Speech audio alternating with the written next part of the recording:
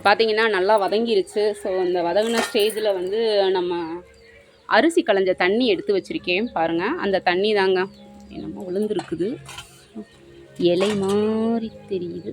Okay, so அந்த தண்ணியை வந்து நம்ம ஊற்றிக்கலாம்.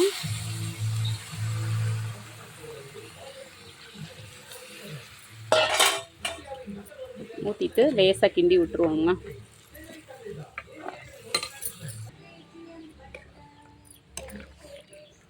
இது நல்லா இப்போ தேவையான அளவு நம்ம தண்ணி ஊற்றிருக்கோம். டேஸ்ட்டு பார்த்தீங்க செம்மையாக இருந்துச்சு. இப்போ இதிலே வந்து கொத்தமல்லி தலையை வந்து கிள்ளி போட்டுக்கிறலாம். நான் வந்து இறக்க போகையில் போட மாட்டேங்க, கிள்ளி போட்டுக்கிடுவேன். ஸோ அந்த கிள்ளி போட்டு அந்த குழம்பு கொதிக்கிறப்போ வந்து அந்த டேஸ்ட் வந்து பார்த்திங்கன்னா வேறு லெவலில் இருக்குங்க.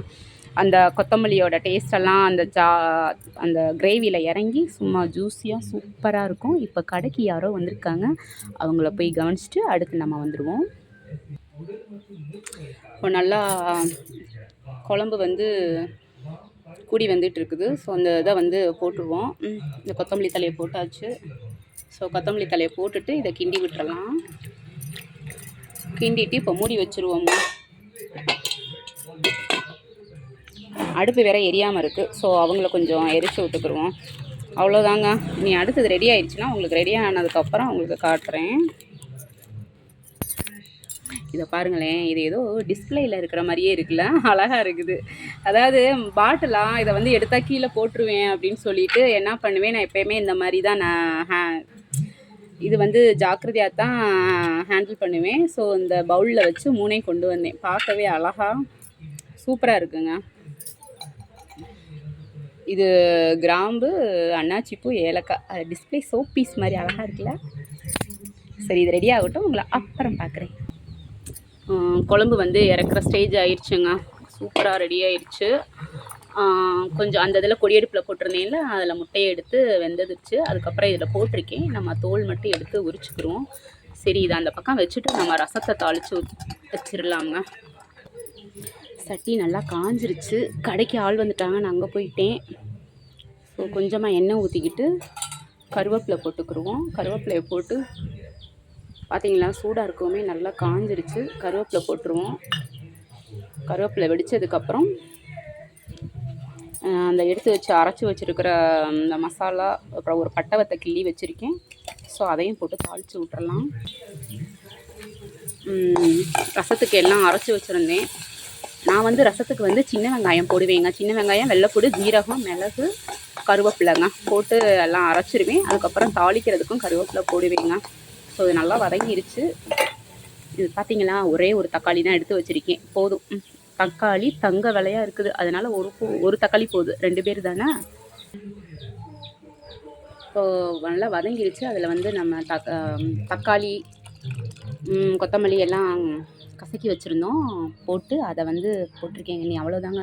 மஞ்சப்பொடி போட்டுட்டு அடுத்து பெருங்காயம் போட்டுட்டு உப்பு போட்டுட்டு இறக்கிடுறது தாங்க.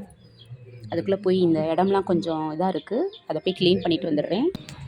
இப்போ பார்த்தீங்கன்னா ரசம் நல்லா நுரக்கட்டி வந்துருச்சு. இதை எடுத்து நம்ம அந்த எடுத்து வச்சுருக்க கிண்ணத்தில் போட்டுருவோம். இதில் என்னென்ன இருக்குதுன்னு பார்த்தீங்கன்னா, மஞ்சத்தூள், அப்புறம் அப்புறம் அப்புறம் அப்புறம் ஐயோ மறந்து போயிட்டேனே, என்னது, உப்பு போட்டிருக்கேங்க, கொஞ்சமாக மிளகுத்தூள் போட்டிருக்கேங்க. அவ்வளோதாங்க. கடைக்கு ஆள் வந்துட்டாங்களா, அதனால் கொஞ்சம் பரபரப்பாயிட்டேன். ஸோ அதை எடுத்து இதில் ஊற்றிடலாம். இப்போது இங்கே எதுக்கு சட்டி வச்சுருக்கேன்னா, நம்ம ஜிஞ்சர் கார்லிக்கு வந்து கோழி சில்லறை எடுத்து வச்சுருந்தோம் இல்லையா, ஸோ அதை வந்து தாளித்து விட்டுறலாம்.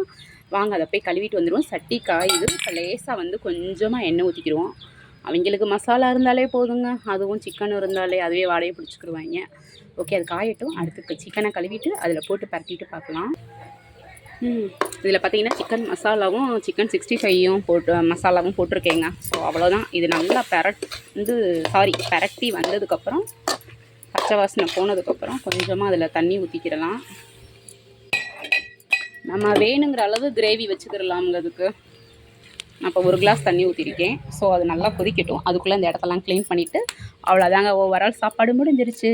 ஸோ ரெடி ஆனதுக்கப்புறம் அதவே அப்படியே ஒரு ஷார்ட்ஸாக குட்டியாக போட போகிறேன். அடுத்து பார்க்கலாம். இப்போ நம்ம ஜிஞ்சர் கார்லிக்கு ரெடி ஆயிடுச்சுங்க. வாங்க பார்த்துடலாம். சாப்பாடு ரெடி. அடுத்து காடை கிரேவி வித் முட்டை, அதுவும் ரெடி. அப்புறம் ரசம்ங்க. ரசத்தில் ஏதோ மறந்துட்டேன்னு சொன்னேன்ல, பெருங்காயங்க, அதுவும் தான் போட்டேன். ஓகேங்க, நீ அவ்வளோதான் விலாகு. ஸோ அவ்வளோதான், நீ நம்ம சாப்பிடலாம். ஓகே பாய்ங்க. போய் நீங்கள் போய் வீடியோ பாருங்கள். இது குட்டியாக ஒரு ஷார்ட்ஸ்லேயும் வருங்க.